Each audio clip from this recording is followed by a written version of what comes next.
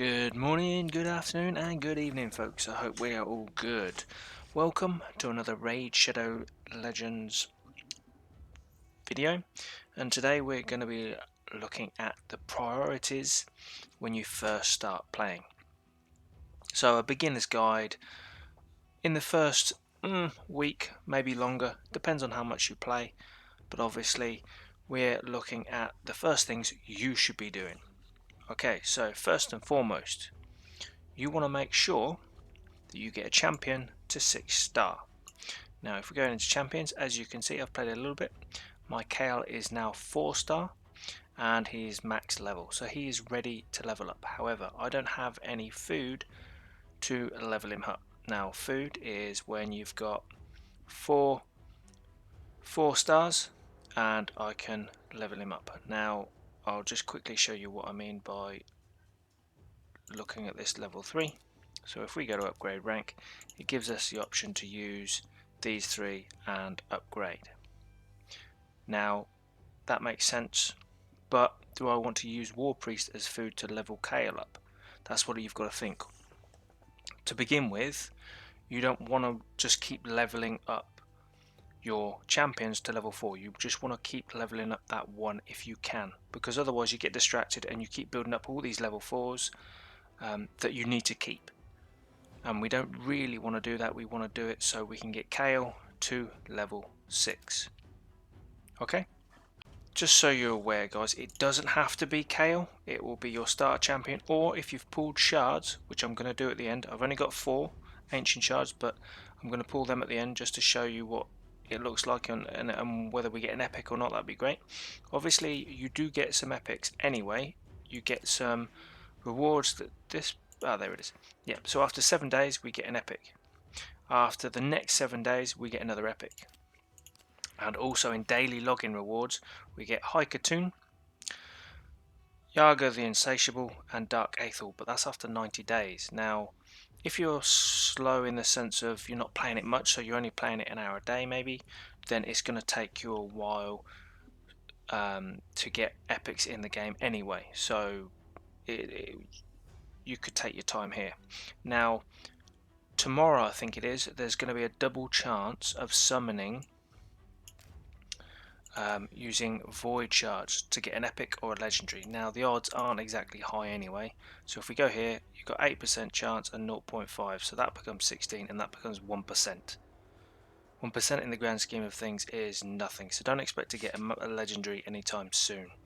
Now I'm going to use my 4 ancient shards today, as I said, and we'll go from there, but I'll do that at the end of the video. Now the next thing you want to focus on after getting your champion to 6-star is campaign. As you can see, I'm working my way through normal campaign. I haven't got that far yet, admittedly, but I haven't actually played it much. I'm trying not to play any more than you guys would. I'm trying not to do like 4 or 5 hours a day. There's no point.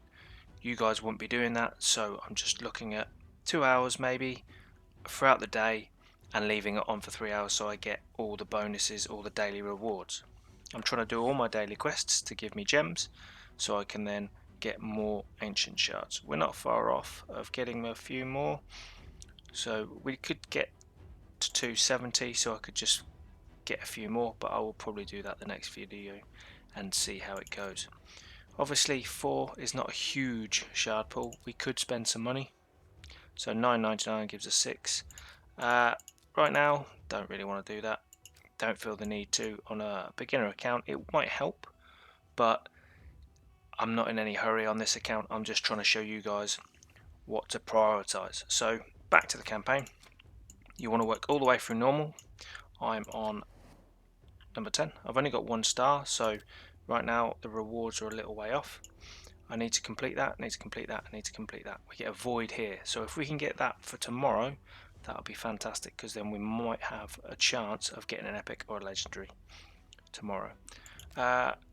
Next, now you don't have to worry about leveling up your dungeons unless it's to do with a challenge. So your next priority, for me personally, this could vary, so you've got a choice.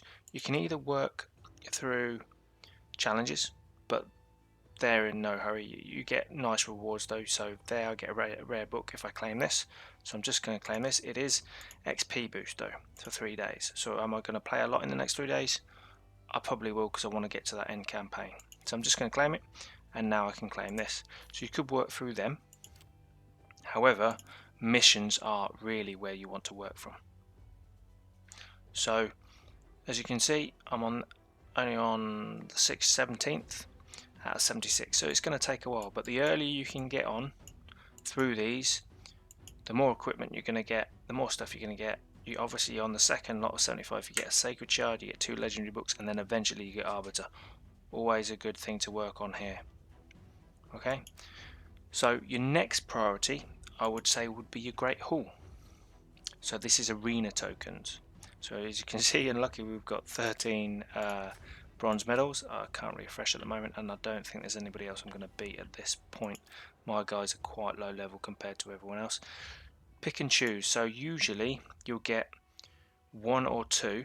See, I can't beat her because she's level 5, but I can try. So we took 1 here. Those guys again are level 6. Unlikely I'm going to beat him. I would beat her though, but it's very difficult unless I actually play it to know. But we want to build up our Great Hall as early as we can, because the bonuses go on all of your champions. All your magic champions here would get 5 accuracy, 10 accuracy, 15, 20, 30, 40, all the way to 80. Accuracy makes a huge difference on landing debuffs. Defense, we want it to be higher as well, and HP, we want it to be higher as well. They're the first 3 I'd probably work on. Defense champions are always going to be preferable to attack champions, but we'll get into that another time.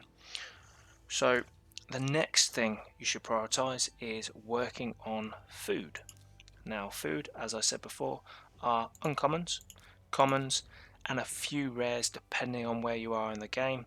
If you're an end game account, odds are you've got loads of duplicates and you can afford to use rares, because you've got far better champions in epics and legendaries, but also some of these rares are a bit pants later on. So attacks 1 enemy we want more AoEs rather than just 1 enemy things. Again, that goes on to 1 ally. Useful at this point, maybe, but odds are we'll get better champions fairly quickly.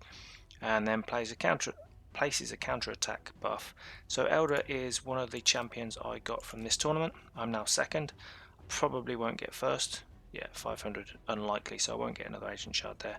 But I did claim all of these rewards. It's definitely worth getting to 1,000 if you can. And the best, simply because you get these speed, which is the best, some of the best gear, if not the best set in the game, because you use it so much. I'll just quickly show you. So I got these.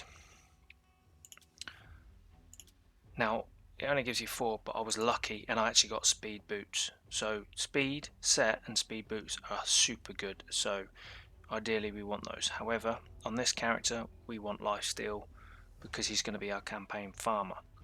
Now back to making food, so we want to get food up so we can then feed it. So our level 40 champion here become a level 5 star champion and so on. So we want to make as much food. Now the higher you are in the campaign, the more XP you get. So if we're playing and we're on here, we'll get more XP than if we're on here. Just depends on whether it's time to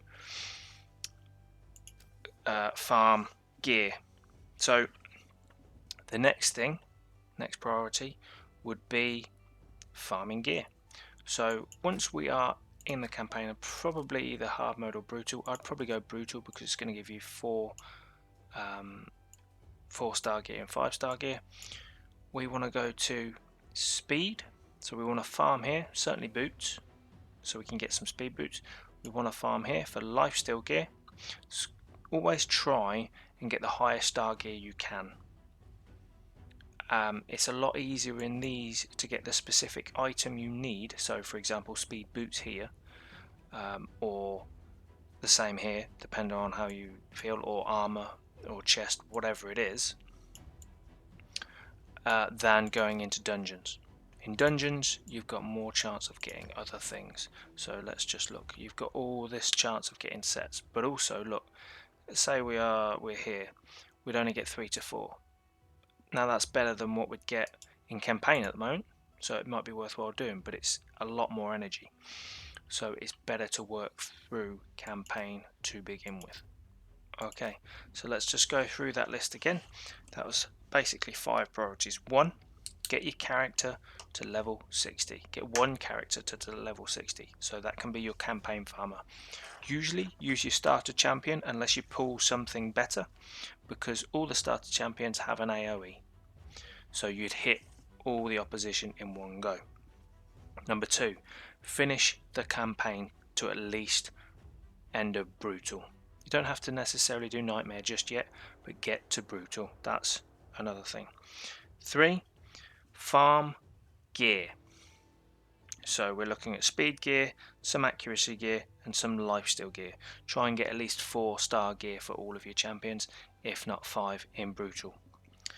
Next, level up food, so you can then build up your champion, your starter champion, or other champions to level 6. It's always good to get a few champions to level 6. Difficult to choose on the champions, but definitely worth doing. And one I haven't mentioned yet, but try and build up your resources. So try and get as much silver as possible. Try and get as many gems as possible. Obviously energy, that will come and go, but obviously let it build up. But silver and gems are important in this game. Try and get them as high as possible. Now just before we go, we're going to pull our 4 ancient shards. Now I know it's not a lot. I'd much prefer if we had void or sacred, but I'm going to pull these. Now they cost 20,000 each time, so this is going to cost me 80,000, but hopefully we'll get something good.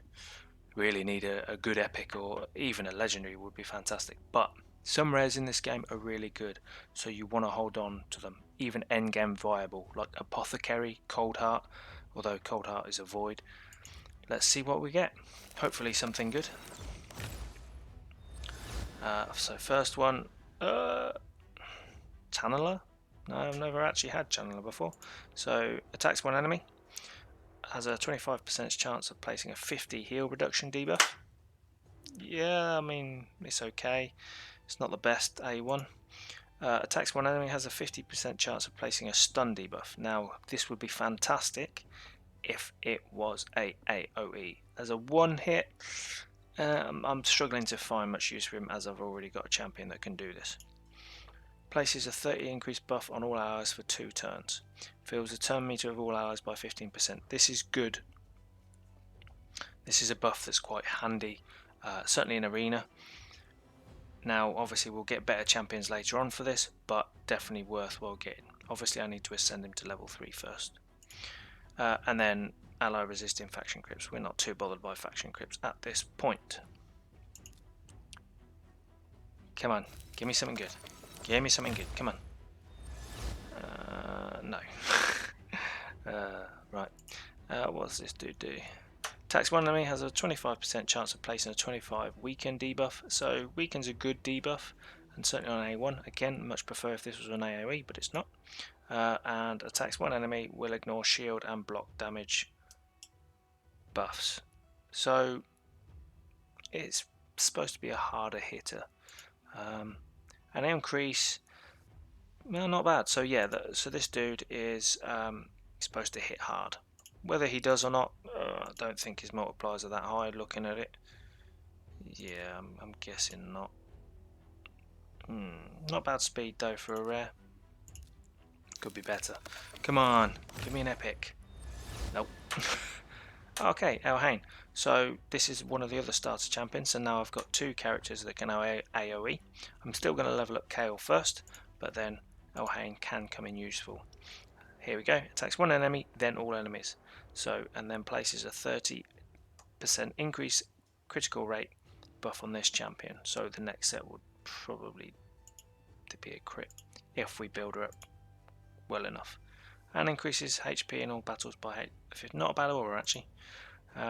Attacks all enemies 2 times, and then attacks one enemy. So we've got 2 AoEs there. Okay, last ancient shard. Come on. Blue again.